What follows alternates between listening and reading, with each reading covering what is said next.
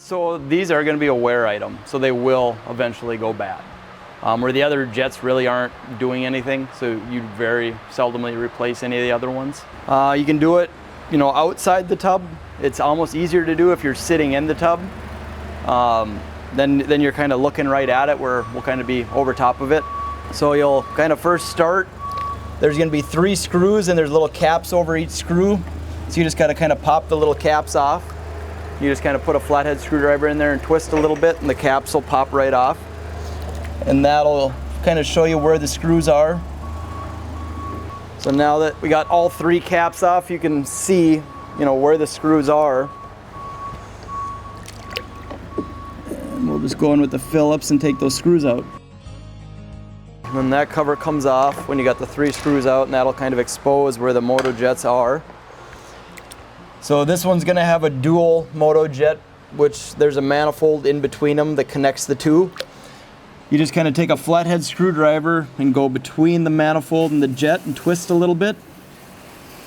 And that'll pop the manifold loose from that jet. It just kind of slides right off. And then we'll do that on this other one too. So now the manifold is just kind of dangling in there. We want to make sure that that is still connected, that the hose and everything, feels good. It's not broken, anything like that, because that can also be a reason why your Moto massage is not working if that hose is broke. So this one, everything looks good.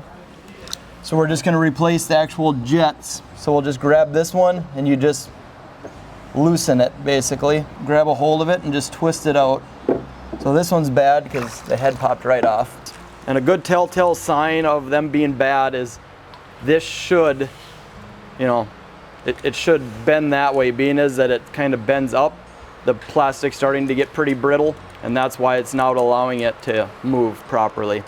So this is a good way to tell that it is bad.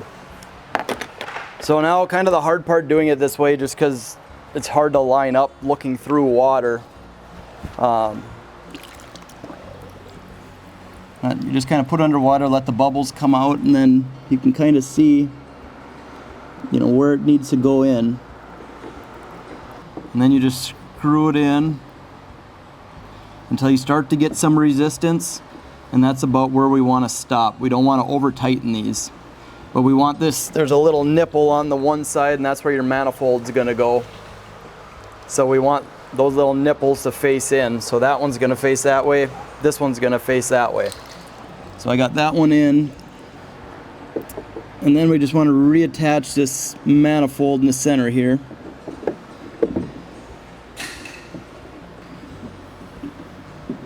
So that's reattached, and everything's moving freely, it's not binding, and we can go ahead and kind of put it back together.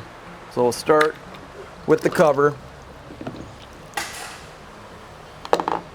put that in place, and then it's the 3 screws.